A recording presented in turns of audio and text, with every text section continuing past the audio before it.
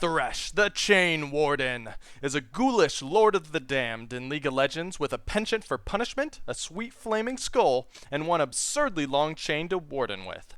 Thresh is an AP support champion with tons of ways to grab enemies, lock them up, and keep them within range for his teammates to kill him.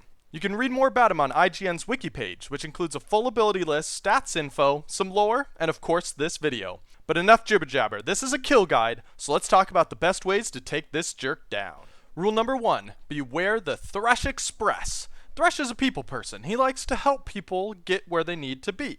For example, his jungler friend wants to get on your face and devour it while you scream.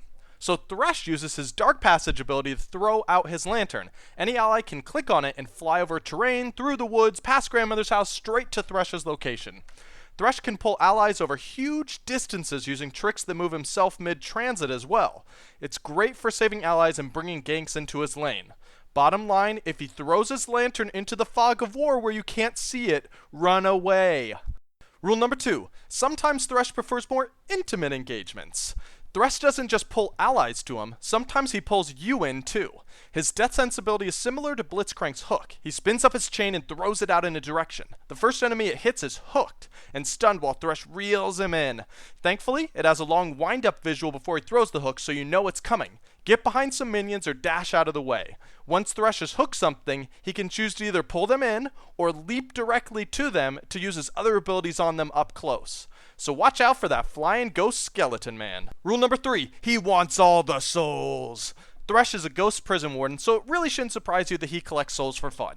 Souls spawn from minions or champions that die near him, and Thresh gets a lot of stats by gathering them up all game long. When you see a soul, and it looks like a little spiritual ball of misty candy, make sure you're in position to get a few cheap shots on Thresh if he tries to walk to get it. If you can get 2 shots in every time he gets a soul, you'll send him packing back to heal so quick. Rule number 4, he packs a punch.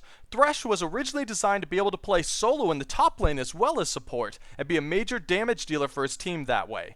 So he scales well off of those souls that he's collecting and can deal a lot of damage if he builds the right items. So keep an eye on the items he's buying, and just keep in mind that his damage can be much higher than most supports. In that respect, maybe give him the same respect you give a Lulu, who can melt your face pretty darn quickly. Rule number 5, send in the frontline tanks. Thresh's strongest asset in the laning phase is his ability to hook enemy champions, and he particularly loves to grab your squishy damage dealers for his teammates to burst down quickly.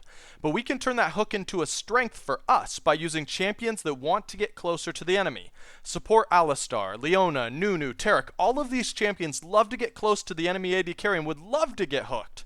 Make sure you keep these tanky champions on the front lines in team fights and during the laning phase so that the hook is effectively neutralized. Most Threshes won't even risk trying to hook your AD carry while the tank is up front. And that, my friends, is how you take out Thresh, the Chain Warden in League of Legends. I hope it helps you stay alive when facing off against him in-game, and if you have other tricks for taking him down, jump on over to the IGN wiki page and leave some advice for your fellow gamers. Until next time, happy fighting, Summoners.